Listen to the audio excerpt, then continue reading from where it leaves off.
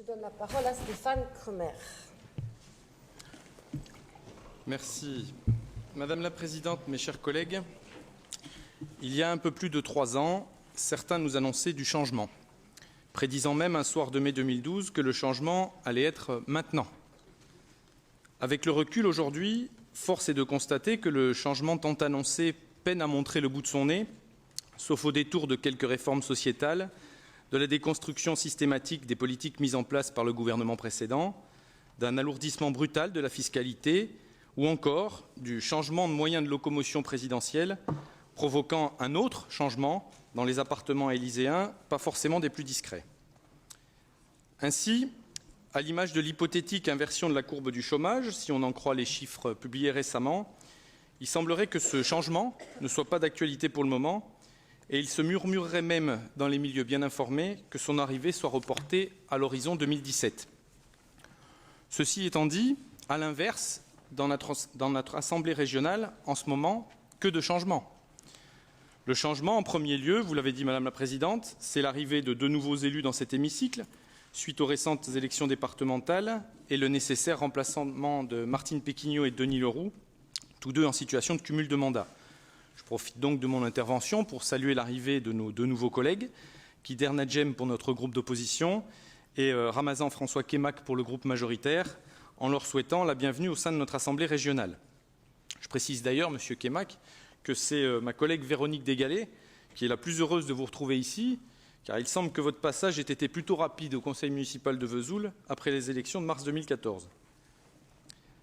Madame la Présidente, je profite également de cette intervention de début de session pour saluer tout particulièrement Martine Péquignot, votre ancienne vice-présidente, appelée à d'autres missions au conseil départemental de la Haute-Saône. Beaumarchais disait « Sans la liberté de blâmer, il n'est point d'éloge flatteur ». Vous comprendrez donc toute la sincérité qui est la mienne, qui est celle des membres de notre groupe, alors que nous souhaitons simplement saluer Martine Péquignot, qui est une élue passionnée et honnête, qui a toujours œuvré avec ouverture d'esprit et pragmatisme, sans sectarisme ni idéologie, quelles que fussent les idées de ceux qui débattaient avec elle.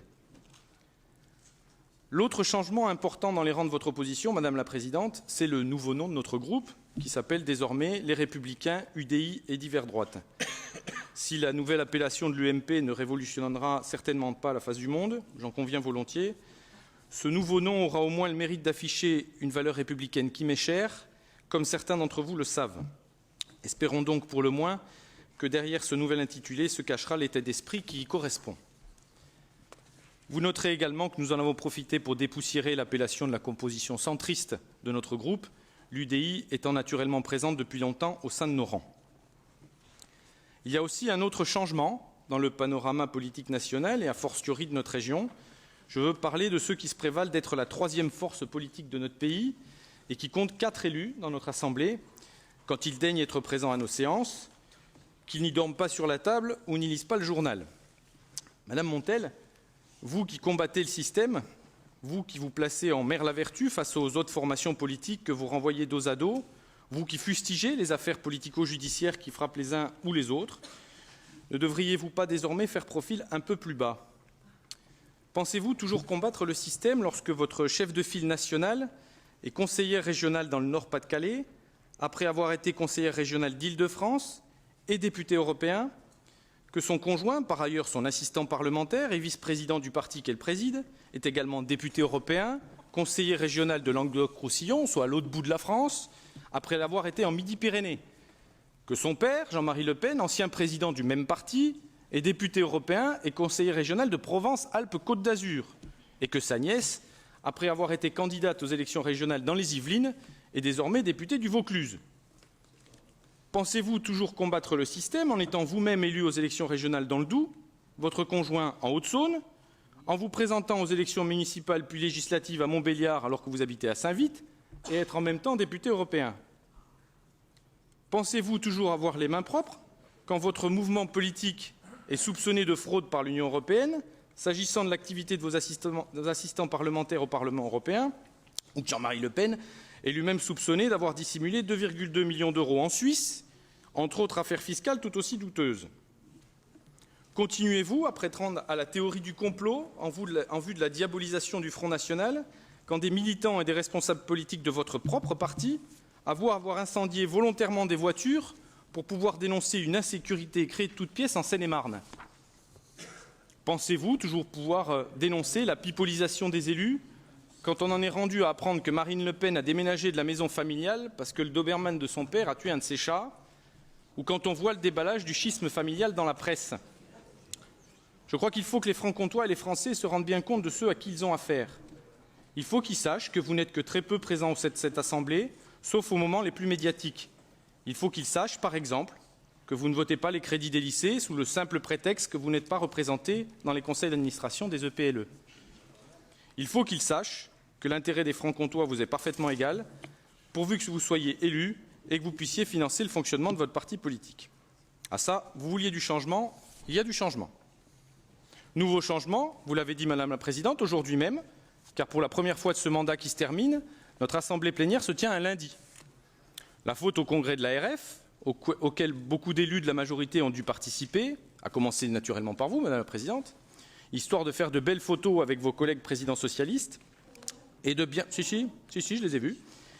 Et de bien préparer votre programme pour les élections les prochaines élections régionales, aux frais des contribuables, moins de 6 mois avant les élections.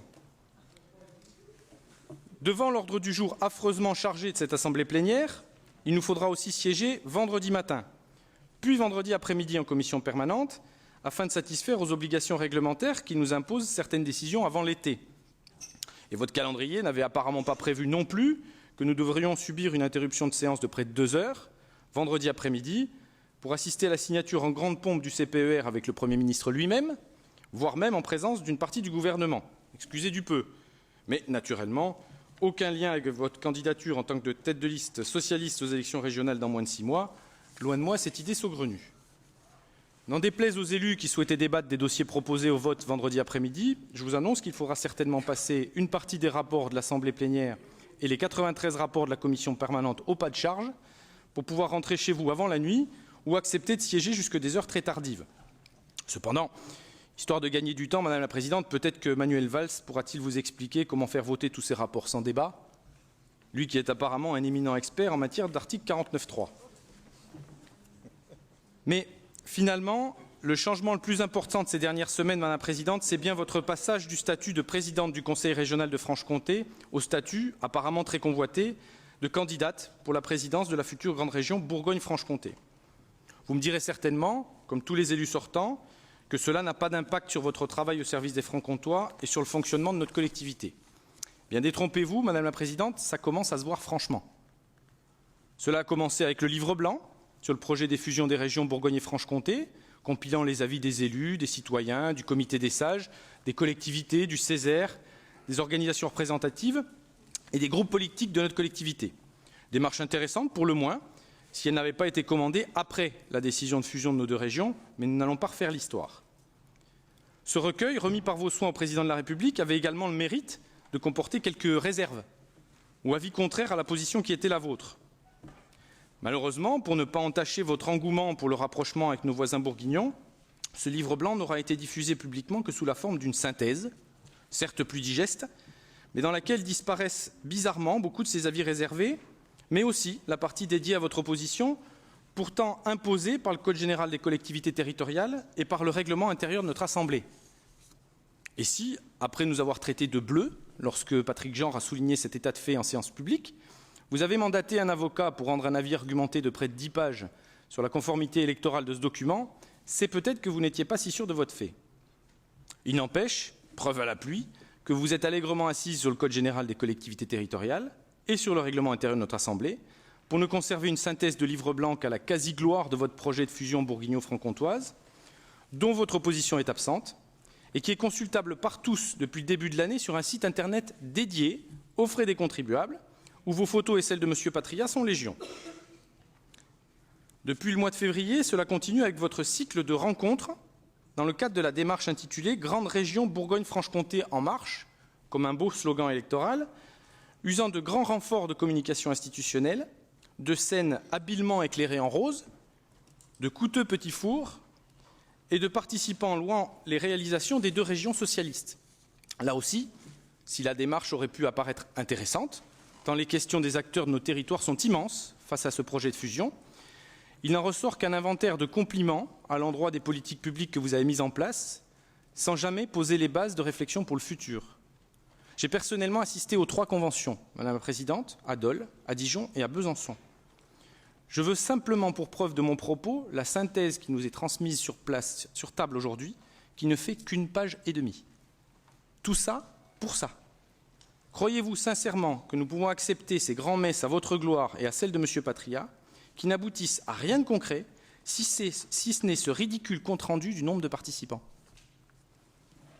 Ce tournant politique dans votre présidence, Madame la Présidente, croyez bien qu'il nous surprend. Vous nous aviez habitués, je dois l'avouer, à plus de sincérité, d'abnégation et de pragmatisme dans votre conduite des affaires régionales. Je vous l'ai d'ailleurs dit à différentes reprises. Aujourd'hui, on ne sait plus si vous êtes présidente ou candidate. Vous qui aviez pris l'habitude, par exemple, lors de vos visites de terrain, d'inviter les élus locaux et les conseillers régionaux du secteur, vous faites désormais des visites d'entreprises, de lycées, des signatures de conventions territoriales ou des remises de labels dans les territoires toutes seules, avec pour vous la seule presse. Je peux vous citer 2 ou 3 exemples dans mon seul territoire d'élection, Madame la Présidente. Inutile de dire que ce n'est pas vrai. Dans ces conditions, est-ce la candidate ou la présidente qui se déplace?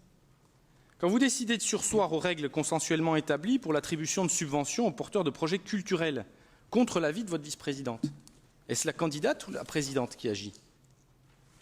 Quand vous décidez de financer un débat citoyen planétaire sur le climat et l'énergie au Burkina Faso, en prélude à la COP21 du mois de décembre, qui aura lieu en même temps que les élections régionales, moyennant 10 000 € de modifications budgétaires qui nous seront proposées au vote, est-ce la candidate socialiste amie de François Hollande ou la présidente de la Franche-Comté qui agit?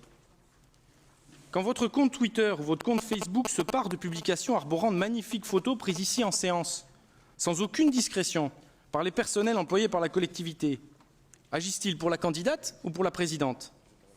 Quand votre directeur de cabinet vous accompagne sur les plateaux d'enregistrement de débats télévisés avec les autres candidats déclarés en plein milieu de journée, est-il au service de la présidente ou de la candidate?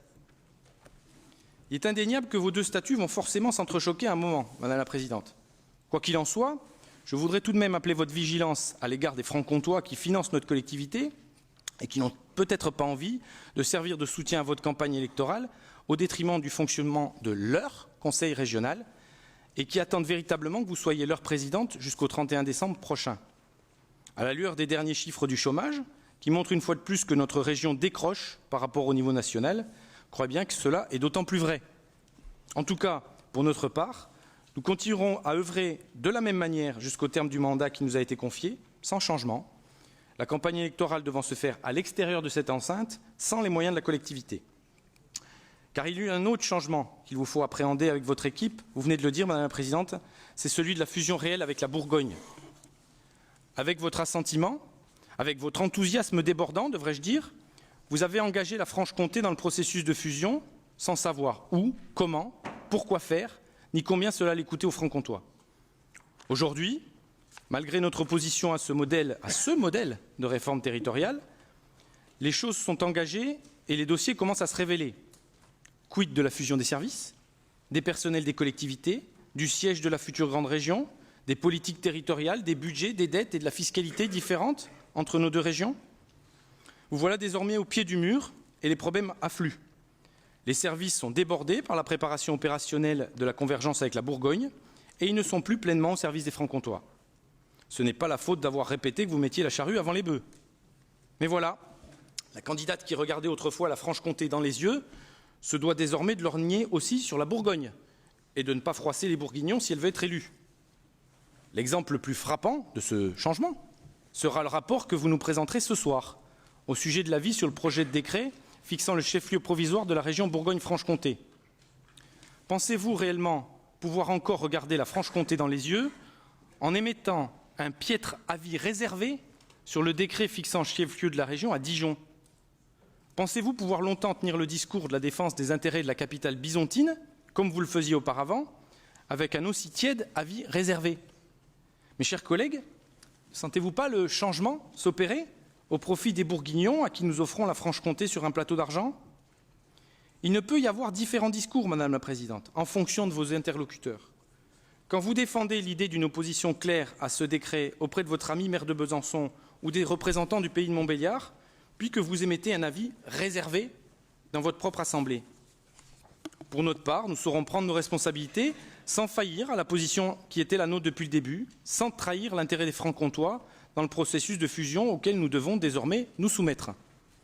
Vous avez voulu cette réforme, vous avez voulu cette fusion, alors à vous aussi de faire les choses pour que les Francs-Comtois ne soient pas oubliés au moment de partager la pièce montée à la fin du repas du mariage.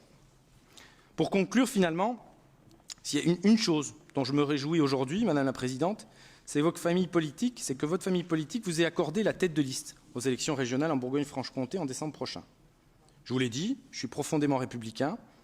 Et s'il est une chose qui me tient à cœur, c'est bien que chacun puisse choisir les projets politiques qu'il souhaite pour son pays, pour sa région, en toute connaissance de cause. C'est sur la base des idées que le débat doit se faire, que le choix du bulletin de vote doit se faire.